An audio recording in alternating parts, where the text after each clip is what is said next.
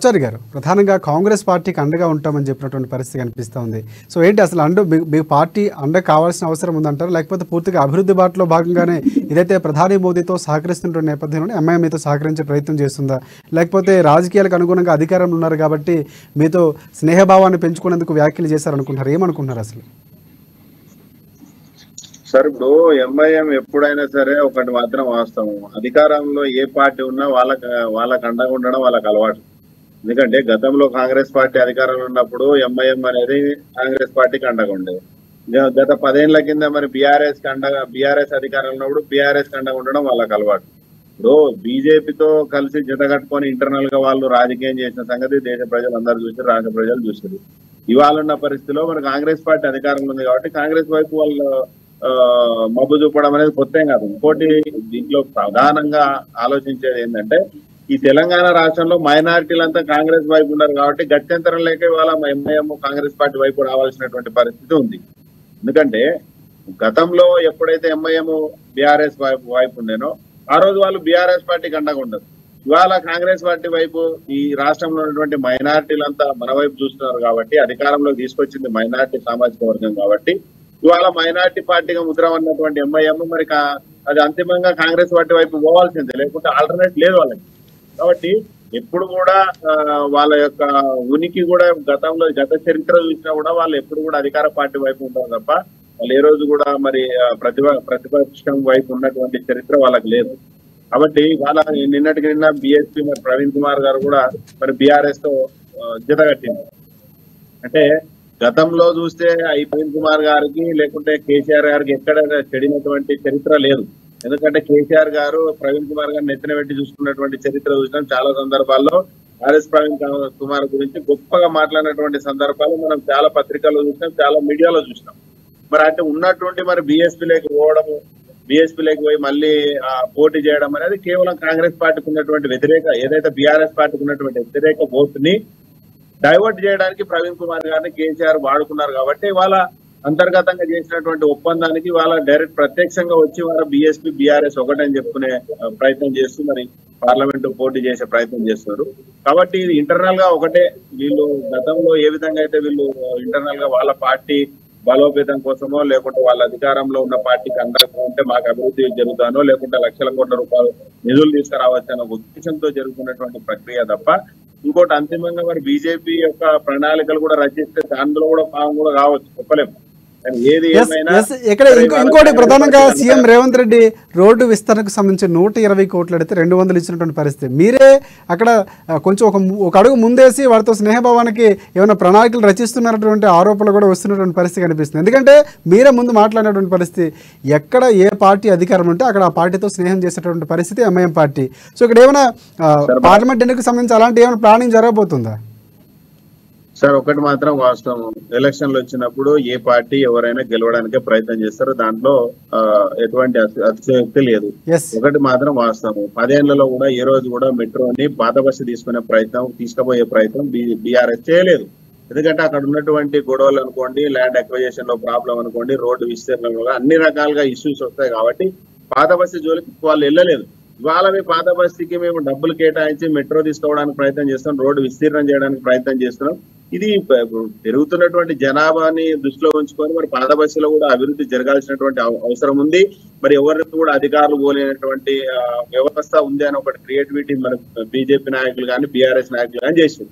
అది కాదు, అటువంటి సిచ్యువేషన్ ఏం లేదు. మైనారిటీలంతా వాళ్ళకు కూడా సేమ్ మనోభావాలు ఏ విధంగా అయితే అందరికి అన్ని వర్గాలకు ఉన్నాయో వాళ్ళకు కూడా అన్ని మనోభావాలు ఉన్నాయి. వాళ్ళకు కూడా డెవలప్మెంట్ కావాలి. కాంగ్రెస్ పార్టీ అధికారంలో ఉంది కాబట్టి 100% వాళ్ళకి ఇవ్వాల్సినటువంటి అభివృద్ధికి కావాల్సినటువంటి నిధులు సమకూర్చడంలో రేవంత్ రెడ్డి గారు ముందున్నారు. దాంట్లో తప్పేం లేదు కదా. ఏ పార్టీ అనేది కాదు కదా. రాష్ట్ర ప్రజలు అధికారం ఇచ్చినప్పుడు ఒక ప్రాంతంలో ఓటు వేస్తారో వేయకపోవచ్చు, కానీ అభివృద్ధి అనేది సమానంగా ఇవ్వడంలోనే కాంగ్రెస్ పార్టీ నిబద్ధత కట్టుబడి ఉంది కాబట్టి చేస్తుంది. ఆచార్య గారు, పూర్తిగా ఇక్కడ కాంగ్రెస్ పార్టీ కానీ లేకపోతే రేవంత్ రెడ్డి కానీ పూర్తిగా వ్యూహాత్మకంగా వెళ్తున్నటువంటి పరిస్థితి ఉంది అనుకోవచ్చు. ఎందుకంటే ప్రధాని వచ్చిన నేపథ్యంలో కూడా మూసీ రివర్ ఫ్రంట్కి సంబంధించి కూడా ఆయన పూర్తిగా మాకు నిధులు కేటాయించండి అని చెప్పినటువంటి పరిస్థితి కూడా ఉంది. సో పక్క రాష్ట్రాలకు సంబంధించి మహారాష్ట్రలో ఉన్నటువంటి సమస్యలు తొలగించమని చెప్పినటువంటి పరిస్థితి ఉంది. పూర్తిగా సహకరించండి అని చెప్పినటువంటి నేపథ్యంలోనే అవసరమైతే కొట్లాడతామని కూడా చెప్పినటువంటి పరిస్థితి. సో అక్కడ ముందుగానే వ్యూహాత్మకంగా ఏమేమి కావాలో పూర్తిగా ఒక పక్కా ప్రణాళికతో కాంగ్రెస్ పార్టీ వెళుతున్నటువంటి పరిస్థితి ఉందా? తెలంగాణ రాష్ట్రంలో ఏ విధంగా అయితే తెలంగాణ రాష్ట్ర ప్రజలు కాంగ్రెస్ పార్టీకి అధికారం కట్టకపోయిందో అది సంపూర్ణంగా కాంగ్రెస్ పార్టీకి ఇచ్చినటువంటి ఆ నమ్మకాన్ని ప్రజలకు కూడా మనం నిలబెట్టినప్పుడే కదా ఆ ధర్మాన్ని మేము నిర్వర్తించినట్టు అవుతుంది. కేంద్రంలో బీజేపీ ఉందన్నంత మాత్రాన మనకు రావాల్సిన నిధులు అడగడంలో తప్పేం లేదు. అది బీజేపీ కావచ్చు, ఇంకో పార్టీ కూడా కావచ్చు. అధికారంలో ఎవరైనా ఈ రోజు ఉండొచ్చు, రేపు లేకపోవచ్చు. కానీ కాంగ్రెస్ పార్టీ ఏదైతే మేమైతే తెలంగాణ రాష్ట్ర ప్రజలకు మేమైతే ఏదైతే 6 గ్యారెంటీలు మేము హామీ ఇచ్చినామో ఆ డెవలప్మెంట్ కావాల్సినటువంటి నిధులు కేంద్రం నుంచి కానీ ఇక్కడ ప్రధానంగా బీఆర్ఎస్ పార్టీ కొన్ని ఆరోపణలు చేస్తుంది. ప్రధానంగా బీఆర్ఎస్ పార్టీ తెలంగాణ సెంటిమెంట్ని తీసుకొచ్చి తెలంగాణ ఆత్మగౌరవాన్ని మోదీ దగ్గర కాళ్ళ దగ్గర తాకట్టు పెట్టే ప్రయత్నం సీఎం రేవంత్ రెడ్డి చేస్తున్నటువంటి కామెంట్లు కూడా కేటీఆర్, హరీష్ రావు లాంటి నేతలు చేస్తున్నటువంటి పరిస్థితి. ఎందుకో పూర్తిగా ఇలాంటి వ్యాఖ్యలు వస్తున్నటువంటి పరిస్థితి. వాస్తవానికి మనం మాట్లాడుకుంటే అసలు కేంద్రం మీద గిల్లిగజ్జాలు ఆడుతున్నది బీఆర్ఎస్ ప్రభుత్వం. 10 ఏళ్ల పాటు చట్టపట్టాలు వేసుకున్న తిరిగినోడో నువ్వు, పార్లమెంట్ లో బిల్లులు పెడితే పాస్ చేసినోడు నువ్వు, రైతు చట్టాలకి ఆమోదం తెలిపింది బీఆర్ఎస్ పార్టీ. మీరు 10 ఏళ్ళు చట్టపట్టాలు వేసుకుని తిరిగి ఇవాళ కాంగ్రెస్ పార్టీ అధికారంలోకి వచ్చిందని చెప్పేసి మీరు ఇవన్నీ బీఆర్ఎస్ పార్టీ ప్రధాని మోదీ తెలంగాణ పర్యటనకు వచ్చిన ప్రతిసారి మేము తెలంగాణకు రావాల్సినటువంటి హక్కుల గురించి, నిధులకు సంబంధించినటువంటి పోరాటాలు చేస్తాం, ధర్నాల రూపంలో చెప్పే ప్రయత్నం చేస్తాం. కానీ ఇక్కడ పూర్తిగా కాంగ్రెస్ పార్టీ విరుద్ధంగా వెళ్తుంది. సీఎం రేవంత్ రెడ్డి ఆయనకి అనుచరుడుగా పనిచేస్తున్నాడు. కొన్ని రోజుల్లో బీజేపీలో చేరబోతున్నట్టు కూడా కొన్ని వ్యాఖ్యలు చేశారు. నేను ఒక విషయం మాత్రం సూటిగా అడగదలుచుకున్నా. ఇప్పుడు అధికార పార్టీలో ఉండి స్వయాన ముఖ్యమంత్రి ఉండి నువ్వు ధర్నాలు చేస్తే ఒరిగేది ఏమైనా ఉందా? నువ్వు ప్రతిపక్షంలో ఉంటే నువ్వు ధర్నాలు చేసినా, రాస్తారోకలు చేసినా సింగారం. నువ్వు ప్రధానమంత్రి కలవనికి నీకు ఎవరైనా అవకాశం ఇస్తలేడా? 10 ఏళ్ళు ఏం గాడులు కలిసిరు? రాష్ట్రానికి రావాల్సినటువంటి లక్షల కోట్ల రూపాయల నిధులు నువ్వు ఎందుకు తీసుకురాలేదు? ఇప్పుడు ఏదో బీజేపీతో అరే ప్రజల ఉద్దేశం ఇప్పుడు ఇవాళ అంతిమంగా రాష్ట్ర ప్రజలకి మేము ఇవ్వాల్సినటువంటి ఇప్పుడు ఆల్రెడీ 7 లక్షల కోట్ల లూటింగ్ చేసిరు రాష్ట్ర బడ్జెట్ ని. మరి మీరు రాష్ట్ర ప్రజలకి మరి జరగాల్సినటువంటి న్యాయం ఎందుకు జరగాలి? 1వ తారీఖు జీతం ఇవ్వాలి, నువ్వు 14వ 15కి ఇస్తుంటివి.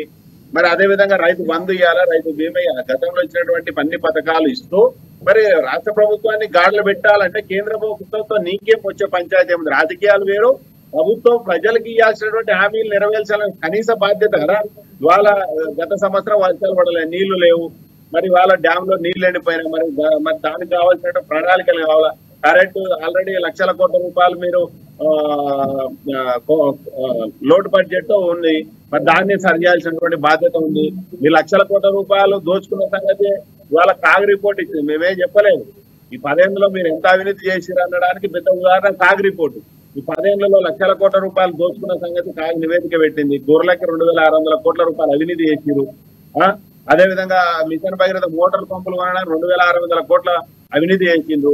కేవలం 30-40% కమిషన్ తో కాళేశ్వరం లక్షల కోట్ల రూపాయలు, దాదాపు 30,000 కోట్ల రూపాయలు అవినీతి చేసిన కాగ్ నివేదించింది. ఇవన్నీ దుర్మార్గాలు చేసి మీరు కేంద్ర ప్రభుత్వంతో మీరు కలిసిపోతున్నారు. కేంద్ర ప్రభుత్వం మేమెందుకు కలిసాము? అధికారం ఉన్నది కాంగ్రెస్ పార్టీ. ఇవాళ తెలంగాణ ఇచ్చిన తల్లి సోనియా గాంధీ కాంగ్రెస్ పార్టీ. దానికి నరేంద్ర మోడీ గారితో మన హక్కు అండి. అది తెలంగాణ రాష్ట్ర ప్రజల హక్కు. మనం కట్టినటువంటి పన్నుల రూపంలో కట్టినటువంటి ట్యాక్స్ రూపంలో ఉన్నటువంటి పైసలు అడగడంలో తప్పేముంది? కేంద్ర ప్రభుత్వం నువ్వు కాళేశ్వరానికి జాతీయ హోదా వస్తే లక్షల కోట్ల రూపాయలు వస్తాయి. దానివల్ల రాష్ట్ర ప్రభుత్వానికి మంచి జరుగుతుంది కదా. వాళ్ళ రాష్ట్ర ప్రభుత్వానికి ఇస్తారు తప్ప ఏదో కాంగ్రెస్ పార్టీకో రేవంత్ రెడ్డి గారికో ముఖ్యమంత్రి గారికి నిధులు ఇవ్వట్లేదు. ప్రభుత్వానికి తెలంగాణకు రావాల్సినటువంటి నిధులు ఇస్తున్నారు. దానివల్ల ఇవాళ ఏదో పెద్ద పెద్ద మాట్లాడుతున్న కేటీఆర్ గారు నిజంగా సోయి ఉండాలి. ఎవరైతే నిక్కర్ కేసులో నీ చెల్లిని అరెస్ట్ చేస్తారన్న సంగతి దేశం వల్ల కోడే కూర్చే. రేపు అరెస్ట్ చేస్తారు, ఎల్లుండి అరెస్ట్ చేస్తారు. మరి బండి సంజయ్ గారు కూడా మాట్లాడే రేపు అవుతుంది, ఎల్లుండి అవుతుంది, అయిపోయారు. ఏమయ్యేందుకు అరెస్ట్ కాలే? నువ్వు బీజేపీ బీఆర్ఎస్ ఒకటన్న సంగతి దేశం వల్ల చూసా. ఇంకోటి తెలంగాణ ఆత్మగౌరవాన్ని కించపరిచిరంట. ఎవరు టీఆర్ఎస్ పేరు ఉండేది బీఆర్ఎస్ పార్టీ మార్చింది. తెలంగాణ ఆత్మగౌరవాన్ని ఎవరు దెబ్బతీసింది? ఎందుకు టీఆర్ఎస్ ఉంటే నువ్వు బీఆర్ఎస్ గా మార్చాల్సి వచ్చింది? నువ్వు తెలంగాణ పేరు పెట్టుకొని అధికారంలోకి వచ్చి లక్షల కోట్ల రూపాయలు దండుకొని దాచుకొని దోచుకొని బీఆర్ఎస్ పార్టీ అని పెట్టావు. ఎందుకు పెట్టావు? బీజేపీకి బీఆర్ఎస్ బి టీం కాబట్టే నువ్వు బీఆర్ఎస్ అని పెట్టుకున్నావు. తెలంగాణ ఆత్మగౌరవాన్ని దుంగలో దొక్కినందుకే తెలంగాణ ప్రజలు నిన్ను బొందలో పెట్టిరు. ఎందుకంటే అధికారం నుంచి గద్దె దించరు. నువ్వు తెలంగాణ ఆత్మగౌరవం గురించి మాట్లాడతావా? తెలంగాణ ఉద్యమకారులు జైల్లో పెట్టింది ఎవడు? తెలంగాణ విద్యార్థులు ఆత్మహత్యలు చేసుకుంటే ఉద్యోగాలు ఇవ్వకుండా తెలంగాణ ఆత్మగౌరవాన్ని ఎవడు తుంగలో దొక్కింది? అంటే బీఆర్ఎస్ పార్టీ నాయకులకు అవకాశం దొరికితే కాంగ్రెస్ పార్టీ మీద బురద వెళ్ళాలి తప్ప ఇవాళ అధికారంలో లేమని ఒక సోయి కూడా మర్చిపోయే వాళ్ళ ఒక ప్రధాన ముఖ్యమంత్రి గారి మీద ఇష్టానుసారమైనటువంటి వ్యాఖ్యలు చేస్తున్నారు. నిజంగా బీఆర్ఎస్ పార్టీని బుద్ధి తెచ్చుకోవాలి. తెలంగాణ ఆత్మ గౌరవాన్ని తుంగలో దొక్కింది కేవలం కల్వకుంట్ల చంద్రశేఖరరావు గారు, కేటీఆర్ గారు, బీఆర్ఎస్ పార్టీలో ఉన్నటువంటి మంత్రులు, గతంలో పనిచేసిన మంత్రులు, ఎమ్మెల్యేలు తప్ప కాంగ్రెస్ పార్టీ ఎక్కడ కూడా ఆత్మగౌరవాన్ని మేము తల దించుకోలే. ఏం ప్రధానమంత్రి అండి, బీజేపీ నాయకుడు అధ్యక్షుడిగా వచ్చిండా, ప్రధానమంత్రి వచ్చిండా ఈ రాష్ట్రానికి? చాలా క్లియర్ గా సీఎం రేవంత్ రెడ్డి గారు చెప్పినటువంటి పరిస్థితి, కేవలం ఆంధ్రప్రదేశ్ సంబంధించినటువంటి విడిపోయిన తర్వాత తెలంగాణ రాష్ట్రం రావాల్సినటువంటి నిధులకు సంబంధించి బీఆర్ఎస్ ప్రభుత్వం సరైనటువంటి పోరాటం చేయలేదు, రావాల్సిన నిధులు తీసుకురావడంలో ఫెయిల్ అయిపోయింది, అందుకే సఖ్యతగా వెళ్తున్నాం, అవసరమైతే కొట్లాడతామని కూడా చెప్పినటువంటి పరిస్థితి. కానీ ఇంకొక అంశం, ఇప్పుడు మీరు వరుసగా ప్రారంభోత్సవాలు చేస్తున్నారు అభివృద్ధి పనులకు సంబంధించి, ఇవన్నీ కూడా గత ప్రభుత్వంలో మేము చేసినవే, మేము అన్ని కూడా సిద్ధం చేసుకున్నాం, ఇప్పుడు కాంగ్రెస్ పార్టీ వచ్చి దాన్ని ప్రారంభిస్తుంది, పోస్టులకు సంబంధించి కూడా పూర్తిగా మేము సిద్ధం చేసిందే చేస్తుంది తప్ప కొత్తగా కాంగ్రెస్ పార్టీ ఏమి చేయట్లేదని చెప్తున్నారు బీఎస్ పార్టీ వాళ్ళు.